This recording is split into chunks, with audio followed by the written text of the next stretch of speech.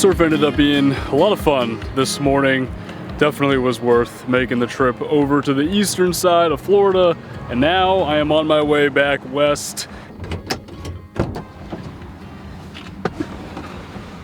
On my way back this evening, I want to try to stop and take a look at a few different options for our next rig, our next vehicle here.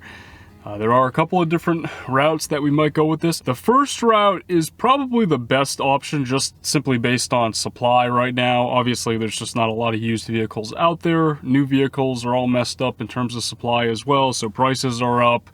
Things are kind of weird in this market, but I think the easiest thing for us to find would be to get a pickup truck. That would allow us to get like a truck bed camper, a slide-in camper, and it would also leave the door open for me to do my dream that I talked about in a recent video, which is to actually build a truck camper from scratch. I would really like to do that. I think that would be really, really cool. That's kind of what I'm thinking right now. The other option is to do a box truck. I know I also talked about that. That would be option number 2. The only thing with that is I've been looking for box trucks online constantly for the last like 3 or 4 months, and they're few and far between right now. I'm not really having a lot of luck finding anything like that. So, you know, I'm prepared to go the pickup truck route instead, partially because the other options are tough to find.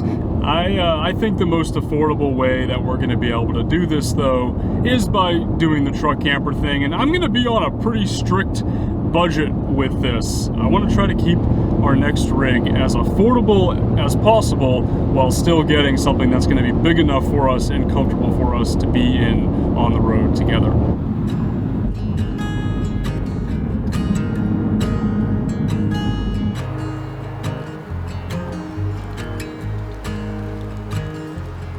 It's a little out of my price range, but this is an 03 with 16,000 miles on it.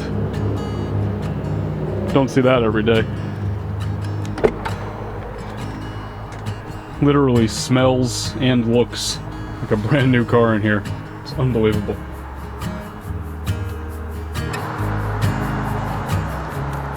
I hit a lot of traffic going through Tampa right around rush hour, so by the time I got over here, I didn't really have a lot of time to poke around.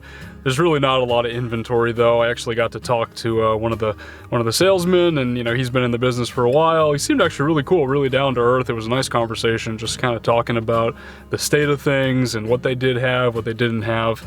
The main reason that I came over here was to just take a look at that Tundra. I thought it was pretty cool that it's an 03, it's that old, but it basically has no miles on it. And unfortunately, someone's probably going to come and pick that up in the next day. The guy said it's not confirmed yet, so I could always check back. It is a little bit beyond my price range too, though, like I said, so just good to get eyes on things, though. Good to walk around. I really haven't seen pickup trucks that much in my life. I don't have a lot of experience with pickup trucks, so just, you know, checking things out, I think, is a good first step. So I spent the better part of the day yesterday just sitting here in front of the computer and researching trucks and box vans as well. I've been doing that a lot over the past couple of weeks, just trying to see what's out there. There's really not a lot. Inventory is very low, like I've already said, at all the dealerships, and then not many folks are selling their vehicles private party right now either. I think that's just because new vehicles are not as available. Eventually, you know, it's gonna get back to normal. I don't think it's gonna happen overnight. I think that it's gonna take months and months before used car prices start to come back down and the market gets flooded with all these new vehicles that these manufacturers just can't make right now. After doing all that research yesterday, I have realized that it is too dark in here, so you can't see me. I have realized that the box van route, getting a box truck, is not really a great option right now, especially like this moment in time. I think that it would be awesome to have one. It'd be a great platform for our future camper, but you know, the issue is that the prices are just outrageous. There's a greater supply of just regular old pickup trucks because there's a lot more of them out there. So even though the market is crazy right now, I think that it's going to be a lot easier to find a pickup. If I had the choice to get whatever I wanted, I think I would go with a Toyota and likely a Toyota Tundra. We're gonna need the half-ton capacity, the payload, to be able to do the truck camper thing and all that, whether I build one myself or just get a, you know, one of the lighter half-ton truck campers. So I am gonna be heading back to that dealership I went to 2 days ago to look at that Tundra one more time. Something about that Tundra, it's pulling me in that direction. My gut is saying just to give it a shot. I did call them. The person that was supposed to come by it never showed up, so it is still available.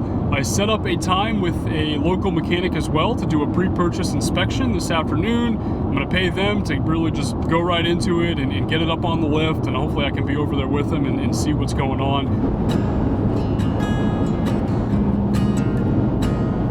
All right, just got into the truck. I'm gonna go give it a little test drive. It does have 16,836 miles.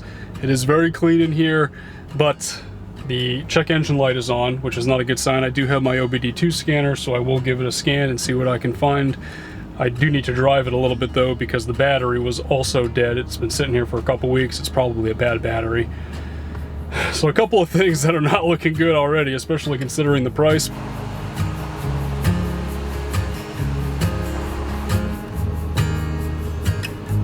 All right, P0442, evaporative emissions system leak detected, small leak. Okay, that's the only code I'm getting. That seems okay. I just wanted to pull over for a second and look at it myself before I take it to the mechanic and have them look at it. And it was a lot easier to do that in this random parking lot here. I can't turn the engine off because the battery's dead and it might not start again, and that would be a huge problem. So I'm just gonna take it to them now and see what they have to say. It is really clean overall, but it is throwing that one code and the check engine light is on. The battery likely needs to be replaced. It's completely dead. And there's a lot of like dust and stuff in the vents because it did sit for a while, and that's all just kind of blowing out. The AC and the heat are working fine, but it is kind of spitting out a bunch of gross stuff from in there. So I just want to have someone who knows what they're doing take a look at it now, and hopefully they find everything and can make a list for me, and then I can either use that to negotiate the price of this thing, or at the very least just know what I'm getting myself into. Well, I just spent the better part of the last 2 hours, and these folks were awesome. Ultimate Auto Repair, just outside of Tampa. They tore through this thing, guys. They found plenty of issues with it. It's pretty solid overall. It is in good shape considering the age especially, but it did sit for a while and it shows. So they gave me a big old list of how much it's gonna cost to get some of these things fixed. It definitely needs new tires. It basically has the original tires on here, or maybe its second set. They're like 12, 13 years old. So that alone is going to cost quite a bit just to get new tires, and then it needs brakes, rotors. I mean, you can tell they're warped. They've been sitting for so long. So I'm going to go back to the dealership. I'm going to make an offer. It's going to be a little less than what they're asking for this thing, and if they give me that, great. If they don't, I'm going to drive back, and that'll be the end of this truck, at least for me.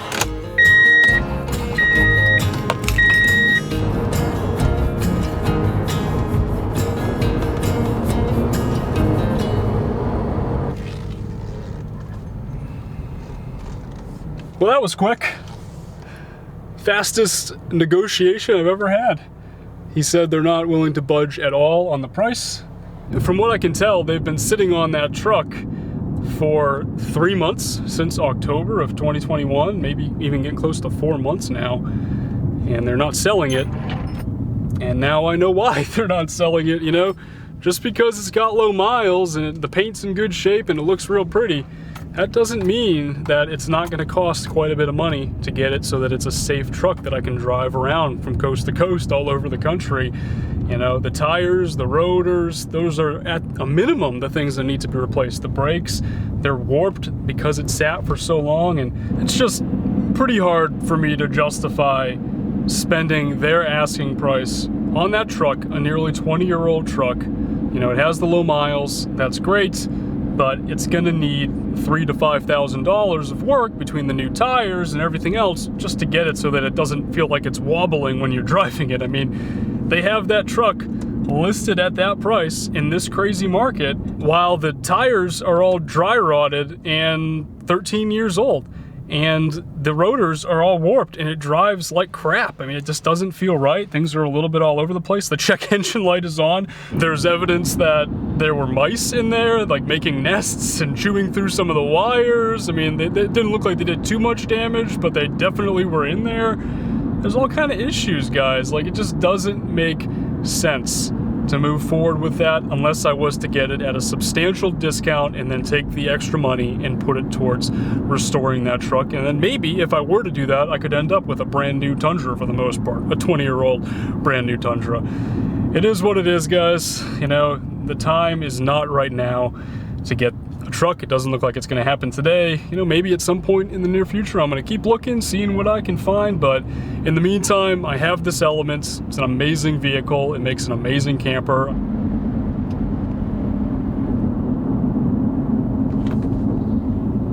I think I'm going to be sitting in a lot of traffic over the next couple of hours trying to get back.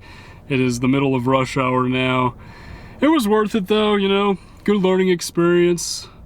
Just because a car has low miles doesn't mean that it's a good buy. And in this case, the low miles actually kind of hurt the vehicle. Like if it had maybe 80 or 90,000 miles on it, like a normal car, and it had been driven normally, it probably wouldn't have had any of the issues that it had that we found today. It probably would have been a better buy, even for a similar price. But the fact that I'm gonna have to put so much money into it just makes it so it's not worth it. And I'm ready to start moving on to whatever the next one's going to be. It might just be this Honda Element for a while.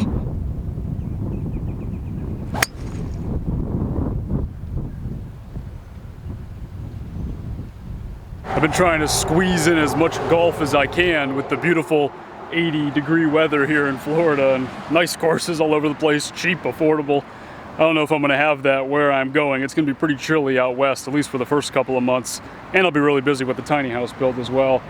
I'm at another dealership this morning here. I actually took the Element in though to get some work done at the service department. Just an oil change, tire rotation.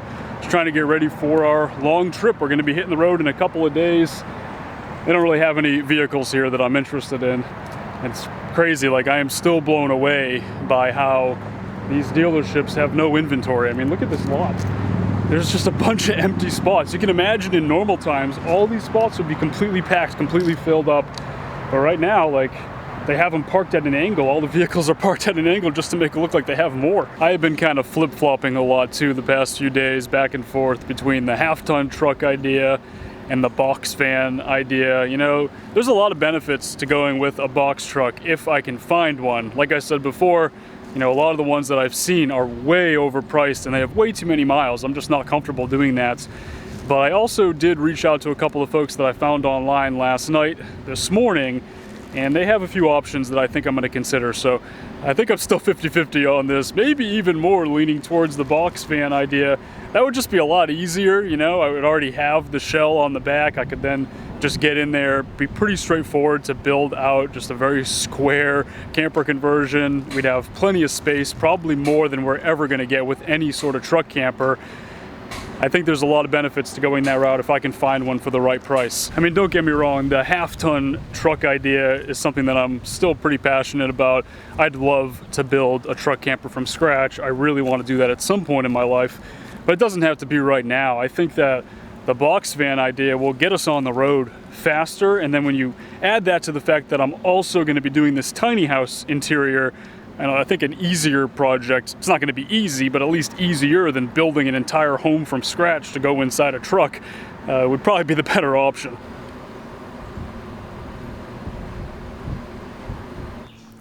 The Element should be good to go, ready to make the nearly 2,000 mile drive basically across the whole country.